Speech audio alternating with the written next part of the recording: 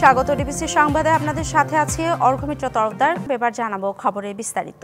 ঈদের বাকি একদিন সকাল থেকেই পথে পথে রাজধানী ছেড়ে যাওয়াদের ভিড় লক্ষ্য করা গেছে। পরিবার পরিজন নিয়ে মানুষ ছুটছেন ট্রেন, বাস আর লঞ্চ ধরতে। গত রাত 11টার পর কমলাপুর রেলওয়ে স্টেশন থেকে ছেড়ে আসা রাজশাহী, চট্টগ্রাম ও পঞ্চগড়গামী ট্রেনে ছিল যাত্রীদের উপচে পড়া ভিড়। আরও খবর জানাতে প্রথমে রাজধানী বিমানবন্দর কমলাপুর রেল স্টেশন থেকে যুক্ত হচ্ছেন সহকর্মী বিজন কুমার দাস। বিজন, ট্রেনে ঈদযাত্রার খবর জানাবেন। দেখুন অর্ঘমিত্র, যখন ঈদে মানুষের যাত্রীদের চাপ যখন বেশি হয় তখন এরকম কিছু মতামত বা অভিযোগ কিছু থেকেই থাকে। যেমন আমরা দেখছি যে আমরা যখন সকাল থেকে এখানে অবস্থান করছিলাম বিমানবন্দর রেল স্টেশনে, বিশেষ করে যাত্রীদের কিছু অভিযোগ ছিল, বিশেষ করে স্ট্যান্ডিং টিকিটের বিষয়টি। তারা বলছিল যে সচরাচর যে দামে টিকিটটা বিক্রি হয় তাদের থেকে একটু বেশি টিকিট ভাড়া নিচ্ছে, এই অভিযোগটি তারা করছে। এছাড়া ট্রেনের কথা যদি বলি, বেশ কিছু ট্রেন এখানে আধা ঘন্টা বা কিছু তারও বেশি বিলম্বে ছেড়ে গেছে। ঠিক কিছুক্ষণ আগে যে ট্রেনটি ছেড়ে গেল চট্টগ্রামের উদ্দেশ্যে মহানগর প্রভাতী, সেই ট্রেনটি আসার কথা ছিল 8টা 12 দিকে, এবার কিন্তু এই ট্রেনটিও প্রায় আধা ঘন্টা বিলম্বে এসেছে। 8টা 42 মধ্যে আমরা প্রবেশ করতে দেখেছি, সেটি কিছুক্ষণ আগে ছেড়ে গেছে। এছাড়া জামালপুরে দেওয়ানগঞ্জগামী যে ট্রেনটি গেছে, দেওয়ানগঞ্জ এক্সপ্রেস, সেটিও আধা ঘন্টা বেশি বিলম্বে গেছে। এবং এছাড়া বুড়িমারি যে একটা ট্রেনটি, বুড়িমারি এক্সপ্রেস রংপুরগামী, সেটি এখন থেকে কিছুক্ষণের মধ্যে এসে পৌঁছাবে। সেখানকার যাত্রীরা তারা কিন্তু অপেক্ষা করছেন। আর আমি আগেই জানিয়েছিলাম যে এবার আধা ঘন্টা কিন্তু ঈদ উপলক্ষে খুব বেশি সময় নয়। আপনি ধরেন যে একটা কথার কথা জামালপুর স্টেশন যেতে যদি একটি ট্রেনের যদি কথার কথা 20টি বা 15টি স্টেশন পড়ে, সেই স্টেশনে ঈদ উপলক্ষে যেহেতু প্রচুর যাত্রীর চাপ থাকে বেশি, সেই কারণে এই ট্রেনকে নির্ধারিত যে 2 মিনিটের জায়গা হয়তো 5 মিনিট সময় দিতে হয়। সেই কারণে কিন্তু এই আধা ঘন্টা 40 মিনিটের মতো লেট হচ্ছে। এটা অতিরিক্ত খুব বেশি যে বিলম্ব সেটি বলা যাবে না। এছাড়া যে যাত্রীদের কর্তৃপক্ষ আমরা দেখছি যদিও ছাদে ওঠা নিয়ে যাত্রীদের নিরাপত্তা ব্যবস্থা জোরদার করা হয়েছে, তারপরে অতিরিক্ত চাপের কারণে কিছু যাত্রী ট্রেনে ছাদে উঠছে, সেটা আমরা দেখেছি। আর এখানকার আগেই বলেছে যে ট্রেনের টিকিট কাটতে পারেনি এমন যাত্রীদের এখানে প্রবেশে কড়াকড়ি রয়েছে। আমরা প্রবেশ তারা খুব একটা করেননি এখানে। এছাড়া মোটামুটি যেহেতু এখানে একটি প্ল্যাটফর্ম, এখানে কমলাপুরে একাধিক প্ল্যাটফর্ম থাকার কারণে মানুষ বিভিন্ন জায়গায় অবস্থান নিতে পারে, কিন্তু এখানে একটি প্ল্যাটফর্ম হয়ে যায়, কিন্তু ভিড় আমরা কিছু বেশি। কিন্তু আমরা ইতিমধ্যে সকাল থেকে বেশ কিছু ট্রেন কিন্তু তাদের গন্তব্যে চলে গেছে এবং যাত্রীরা তাদের স্বাচ্ছন্দ্যের মধ্যে যাচ্ছে। তারা বলছেন যে তাদের ট্রেনে উঠতে একটু কষ্ট হচ্ছে যেহেতু যাত্রীর চাপ বেশি। তারা বলছেন যে কষ্ট করেই যখন তারা বাড়ি ফিরতে যাচ্ছেন এবং তারা যখন স্বজনদের কাছে তারা যখন পৌঁছাবেন, তাদের সেই কষ্টটা তাদের কাছে অনেকটাই মনে হবে না। সেই কারণে তারা স্বাচ্ছন্দ্য বোধ করছে। আপনি যাবেন নৌপথ বা সড়কপথের থেকে ট্রেনের যাত্রীটাকে যেহেতু স্বাচ্ছন্দ্য বোধ মনে করে এবং নিরাপদ মনে করে, সেই কারণে যাত্রী চাপ সাধারণত একটু বেশি পড়ে আর কি। তো অর্ঘমিত্র, বিমানবন্দর রেল স্টেশন থেকে এই ছিল আমার কাছে এখানকার সবশেষ। বিজন, ধন্যবাদ আপনাকে। এবার আমরা রাজধানীর বাইরে সড়ক মহাসড়কের অবস্থা জেনে নেব। টাঙ্গাইলের মহাসড়কের অবস্থা জানাতে যুক্ত হচ্ছেন সহকর্মী সোহেল তালুকদার। সোহেল, মহাসড়কে যানবাহনের চাপ কেমন দেখছেন জানাবেন। এই যে যমুনা সেতু যেটি রয়েছে, সেই যমুনা সেতু দিয়ে গেল 24 ঘন্টায় প্রায় 53,000 যানবাহন পারাপার হয়েছে। এই যে 53,000 যানবাহন পারাপার হয়েছে, সেই যানবাহনের যে অতিরিক্ত যানবাহন যেটি এবং মহাসড়কে যে ক্ষণে ক্ষণে যে গাড়ি বিকল হয়ে যাচ্ছে, ফিটনেস বেস গাড়িগুলো, তার ফলেই এই মহাসড়কে প্রায় দীর্ঘ 23 কিলোমিটার যে থেমে থেমে যানজট, এটি মধ্যরাত থেকে শুরু হয়েছে এবং মধ্যরাত থেকে অতিরিক্ত গাড়ির যে চাপ, সেই চাপের ফলে যে যাত্রীরা যে ভোগান্তির শিকার হচ্ছেন। এটি যেটি বলছেন যে সংশ্লিষ্টরা যেটি বলছেন যে যমুনা সেতু যেটি রয়েছে, সেই সেতু দিয়ে যে অতিরিক্ত গাড়ির যে চাপ রয়েছে, সেই চাপ কিন্তু সেটি বহন করতে পারে না, যার ফলে এই অতিরিক্ত গাড়ির চাপে সেতুর মধ্যখানে যে যানবাহন বিকল এবং মধ্যখানে যে চাপ সৃষ্টি হয়, যে চাপের ফলে গাড়ির যে ধীরগতি থেকেই এই মহাসড়কের এই বঙ্গবন্ধু যমুনা সেতু থেকে একেবারেই যদি বলি যে রাবনা বাইপাস পর্যন্ত 23 কিলোমিটার অংশেই থেমে থেমে যানজটের সৃষ্টি হয়েছে। এটি হওয়ার যেটি বলছেন যে তারা এর ফলে কর্তৃপক্ষ যে কাজটি করেছেন যে উত্তরগামী যে লেনগুলো রয়েছে সেতুর একেবারে উত্তরগামী লেনের মধ্য দিয়েও তারা যানবাহন পারাপার করেও কিন্তু যে অতিরিক্ত গাড়ির চাপ যেটি, সেই চাপ কিন্তু তারা সামাল দিতে পারছে না। আর আমরা আরও যে খবরটি পেয়েছি যে এখন কিছুটা যদি যানবাহনের সামান্য কিছুটা চাপ কম রয়েছে, তবে বেলা বাড়ার সাথে সাথে কিন্তু যে পোশাক পল্লীগুলো একেবারে যখন ছুটি ঘোষণা হবে, সেক্ষেত্রে দুপুরের পরে থেকে কিন্তু এই মহাসড়কে দীর্ঘ আরেকটি যানজটের ভোগান্তি হতে পারে বলে সংশ্লিষ্টরা আশঙ্কা করছেন। তো এই ছিল সার্বিক পরিস্থিতি, এবং পরিস্থিতির মধ্যেই মানুষ ঈদের আনন্দ উদযাপন করতে, পরিবারের সাথে ঈদ আনন্দ উদযাপন করতে তারা যাচ্ছেন। বাড়তি ভাড়া ভোগান্তি এবং এই 23 কিলোমিটার অংশে যে থেমে থেমে যানজটের নাকাল, এটুকুই ছিল উত্তরের যাত্রার ঈদ যাত্রার ভোগান্তি। মুন্সিগঞ্জ থেকে ঈদযাত্রার খবর জানাতে যুক্ত হচ্ছেন সহকর্মী সুজন হায়দার। সুজন, মহাসড়কের অবস্থা কেমন দেখছেন জানাবেন?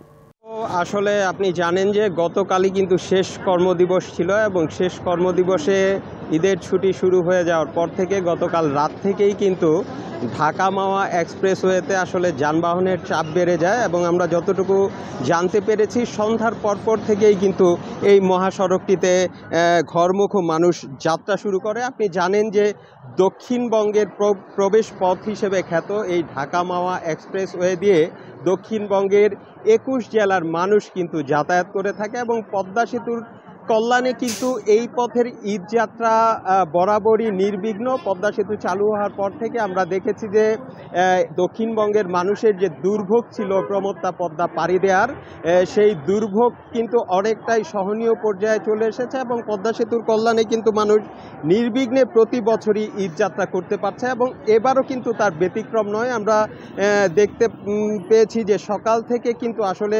দক্ষিণবঙ্গের 21 জেলার মানুষ যার যার গন্তব্যে ছুটছে ঢাকা মাওয়া এক্সপ্রেসওয়ে হয়ে। পদ্মা সেতুর টোল প্লাজায় যেহেতু এখনও সনাতন পদ্ধতিতে, অর্থাৎ টোল কালেক্ট করা হয়, টোল সংগ্রহ করা হয়, এখানে পদ্মা সেতুর টোল প্লাজার সামনে সামান্য কিছু জটলা সবসময় লেগে থাকে যখন ঈদযাত্রা হয়, গাড়ির চাপ বেড়ে যায়। এছাড়া কিন্তু মহাসড়কের এই ঢাকা মাওয়া এক্সপ্রেসওয়ের কোথাও কোনো ধরনের যানজট নেই, কোনো বিড়ম্বনা নেই, একেবারে নির্বিঘ্নে কিন্তু মানুষ ঈদযাত্রা করতে পারছে, এবং তাদের মধ্যে কিন্তু একটি আনন্দ এবং উৎসবের আমেজ বিরাজ করছে। তো সর্বোপরি যেটা বলা যায় যে ঢাকা মাওয়া এক্সপ্রেসওয়ে হয়ে দক্ষিণবঙ্গের যাত্রীদের যে ঈদযাত্রা সেটা খুবই নির্বিঘ্ন এবং উৎসবমুখর। অর্ঘ্য। সুজন, ধন্যবাদ আপনাকে। এখন দেখে নেব কুমিল্লার মহাসড়কের অবস্থা। কুমিল্লা থেকে মহাসড়কের চিত্র জানাবেন সহকর্মী নাসির উদ্দিন চৌধুরী।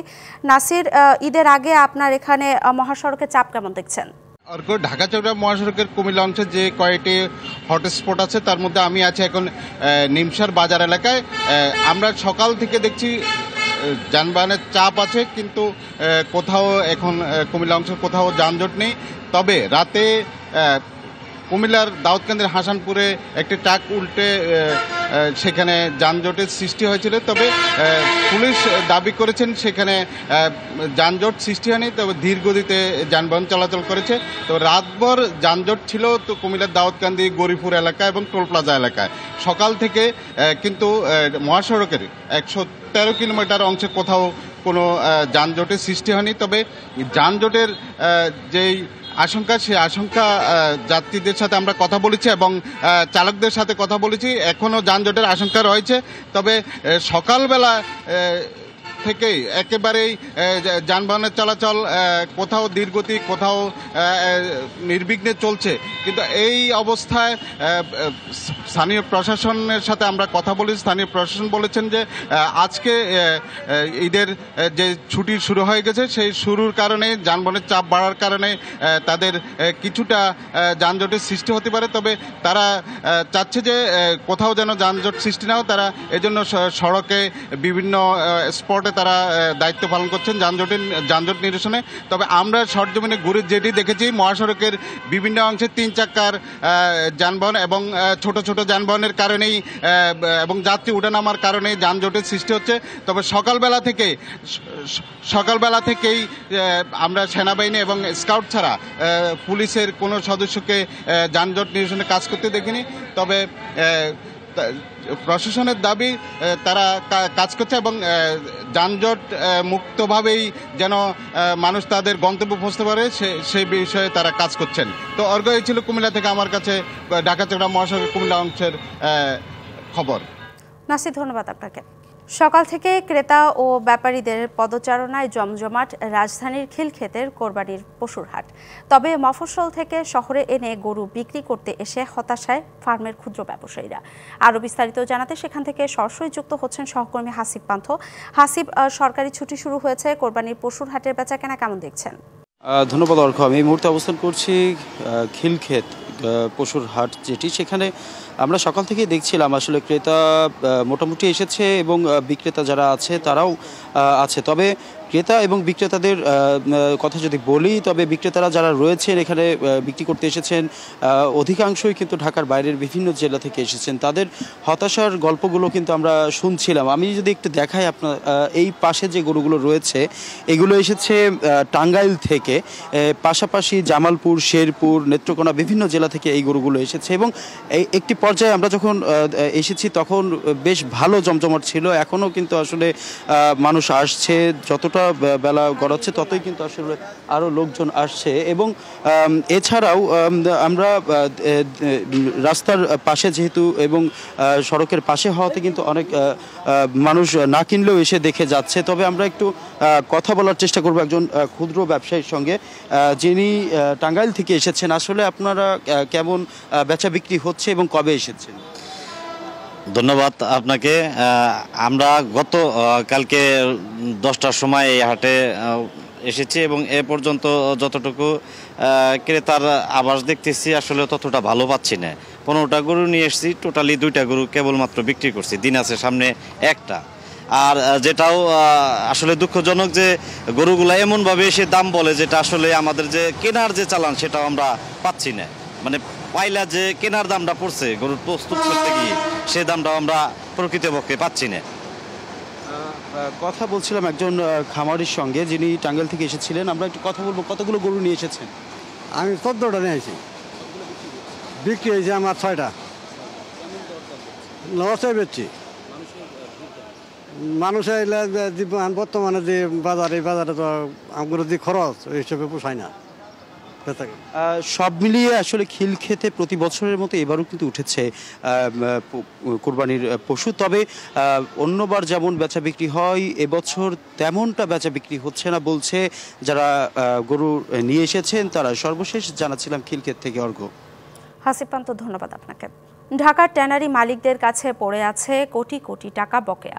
এতে কোরবানির চামড়া কেনা নিয়ে বিপাকে জয়পুরহাটের চামড়া ব্যবসায়ীরা। এর ওপর নতুন করে 50 কেজির বস্তায় লবণের দাম বেড়েছে 150 থেকে 200 টাকা। কোরবানির চামড়া কিনে ক্রমাগত লোকসানের ঝুঁকি এড়াতে এবার ঈদের আগেই ঋণ সুবিধার পাশাপাশি সরকারি সহযোগিতার দাবি জয়পুরহাটের চামড়া ব্যবসায়ীদের। বকেয়া টাকা পাওয়ার আশায় প্রতি বছরই ধার দেনা করে চামড়া কেনেন জয়পুরহাটের চামড়া ব্যবসায়ীরা। তবে নানা অজুহাতে বকেয়া টাকা পরিশোধ করেন না ট্যানারি মালিকরা। এতে লোকসানের পাশাপাশি ঋণগ্রস্ত হচ্ছেন স্থানীয় চামড়া ব্যবসায়ীরা।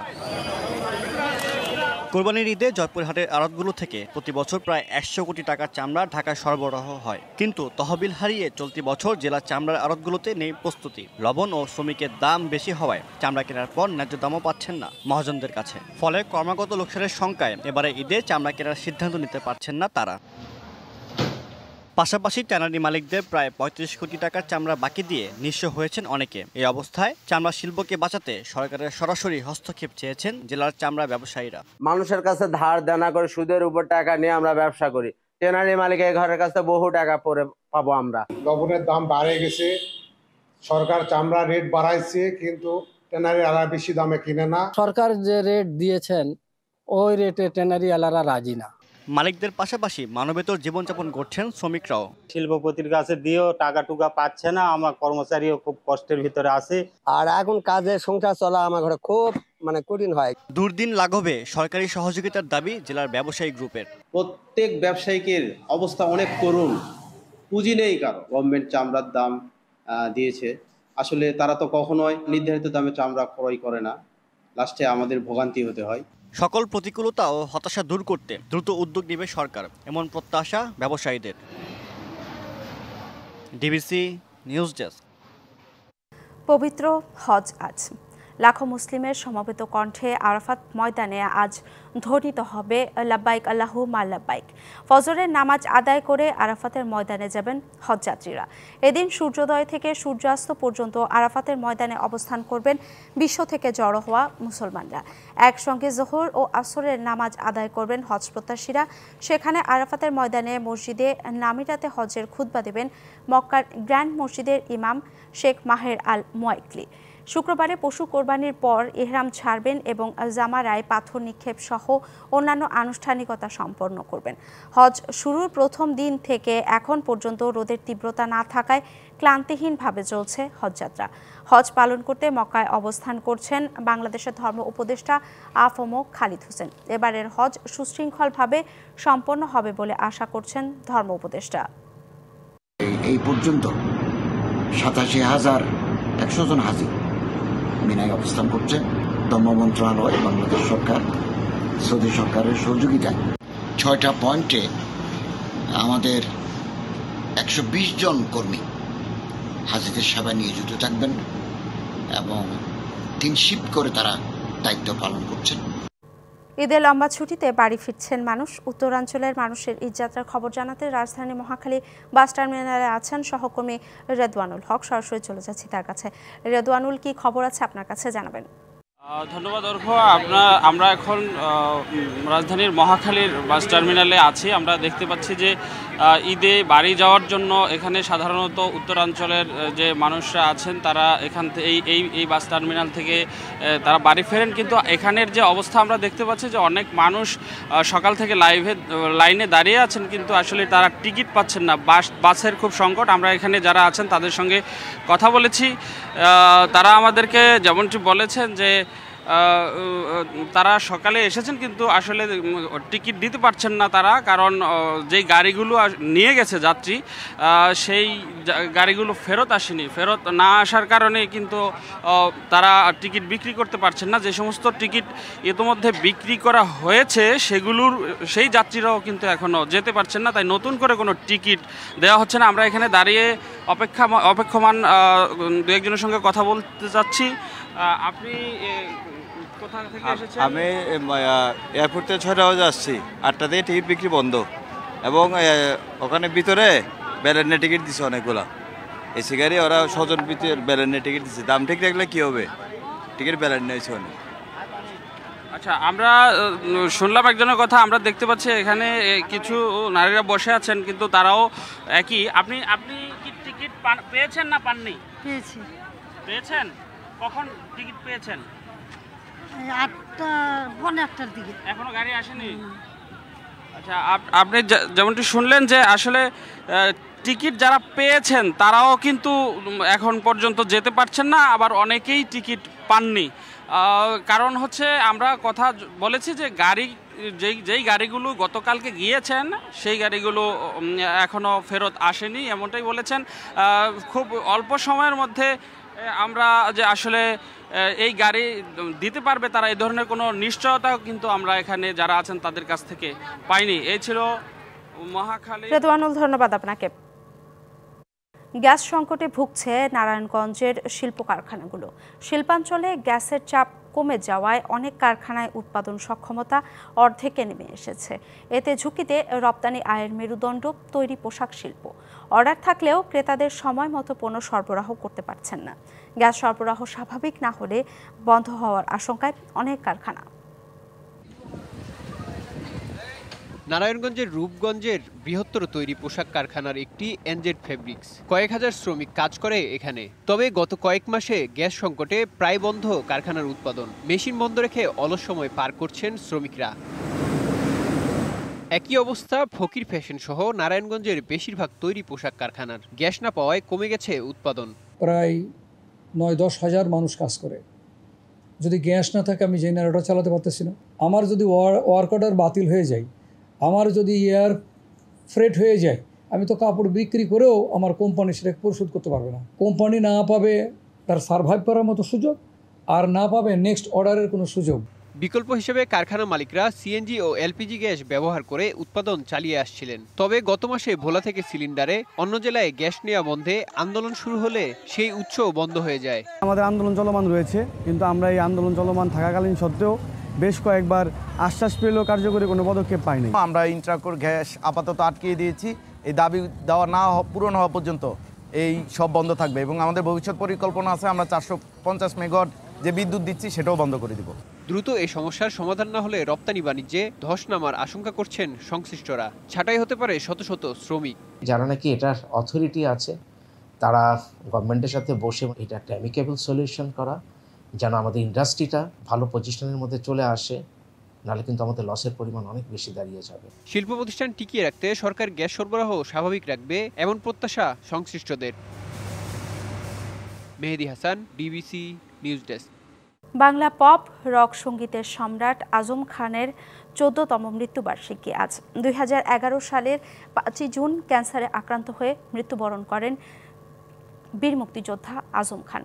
1971 সালে মহান মুক্তিযুদ্ধের সময় এক হাতে অস্ত্র, অন্য হাতে গিটার নিয়ে রণাঙ্গনে লড়েছেন আজম খান। স্বাধীনতা পরবর্তীকালে আজম খানের গান ঝড় তোলে দেশ জুড়ে। তার সৃষ্ট বাংলাদেশ, সালেকা মালেকা, পাপড়ি, এত সুন্দর দুনিয়া, অভিমানীর মতো গানগুলো আজও ভীষণ শ্রোতাপ্রিয়। সহজিয়া কথা আর জোরালো সুরে রচিত গানে গানে আজম খান জাগ্রত করে রেখেছেন যুব সমাজকে, ছড়িয়ে দিয়েছেন দেশপ্রেমের মন্ত্র। সঙ্গীতে অসামান্য অবদান রাখার স্বীকৃতি স্বরূপ পেয়েছেন 21 পদক, স্বাধীনতা পুরস্কার সহ বহু সম্মাননা।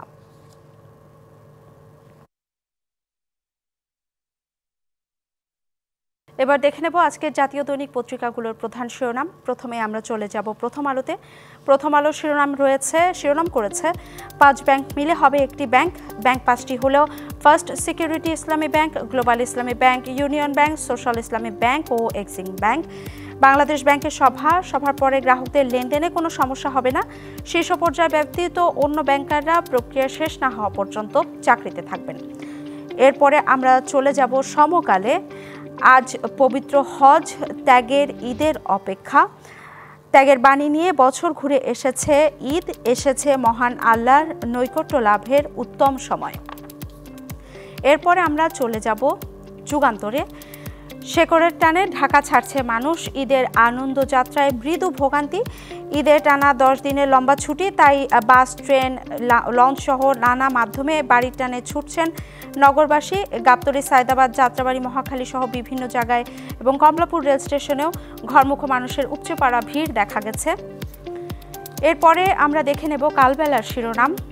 এক মুক্তিযোদ্ধার গ্যাজেট বাতিলে খরচা 18 ফ্ল্যাট। গ্যাজেট বাতিল 2012 সালে, ভাতা বন্ধ হয় 2022 সালে। বিশেষ গোষ্ঠীর তদবিরে বাতিল করা হয় গেজেট। প্রতিহিংসা ও সমিতির ফ্ল্যাট ভাগাভাগিতে বাধেও দ্বন্দ্ব এবং ফ্ল্যাট পেয়েছেন সাবেক মুক্তিযুদ্ধ বিষয়ক মন্ত্রী আকম মোজাম্মেল হকের 2 মেয়ে, সাবেক আইজিপি বেনজির আহমেদ, AKM শহীদুল হক সহ প্রভাবশালীরা। এরপরে আমাদের হাতে আছে বাংলাদেশ প্রতিদিন। ঈদে ভোটের হাওয়া। আগামী জাতীয় সংসদ নির্বাচনে সুস্পষ্ট রোডম্যাপ আদায় না হলেও ঈদের নির্বাচনী আমেজে ভোটের মাঠে সরব বিএনপি, জামায়াত, এনসিপি সহ দেশের বিভিন্ন রাজনৈতিক দল এবং মুক্ত পরিবেশে সাধারণ মানুষ সহ কর্মী সমর্থকদের কাছে যাচ্ছেন দলগুলোর নেতারা। এদিকে আগামী নির্বাচনে জনগণের রায় নিয়ে ক্ষমতায় গেলে প্রথম 6 মাসে কি করবে তার একটা প্যাকেজ কর্মসূচি ঘোষণা করেছে বিএনপি। এরপরে আমাদের হাতে আছে দৈনিক ইত্তেফাক। বঙ্গবন্ধু ও তাজউদ্দিন সহ মুজিবনগর সরকারের সদস্যরা, বীর মুক্তিযোদ্ধা, অন্যান্যরা সহযোগী। অধ্যাদেশ নিয়ে ভুল তথ্য ছড়ানো হচ্ছে বলে জানিয়েছেন মুক্তিযুদ্ধ বিষয়ক উপদেষ্টা। এরপরে আমরা দেখে নেব Kaler Kantho.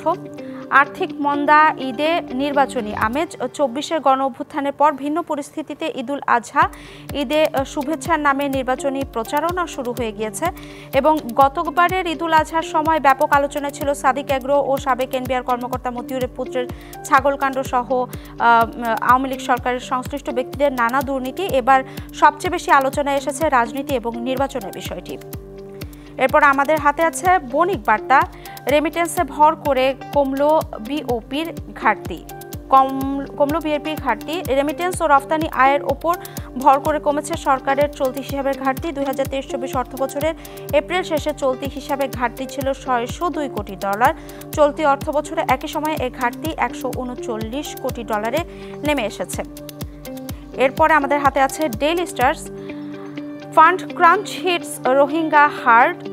Only 19% of required funds received in 5 months of this year. এরপরে আমরা দেখে নেব business standards. Governments a big solar push face cold responses from local international cause. এরপরে আমাদের হাতে আছে daily observer. UN won't take decision on human corridor to Rakhine State. Lewis about reforms or election BD people will decide, says UN coordinator. সবশেষ আমাদের হাতে আছে new age holiday makers rush for homes. Long holiday starts Eid on June 7.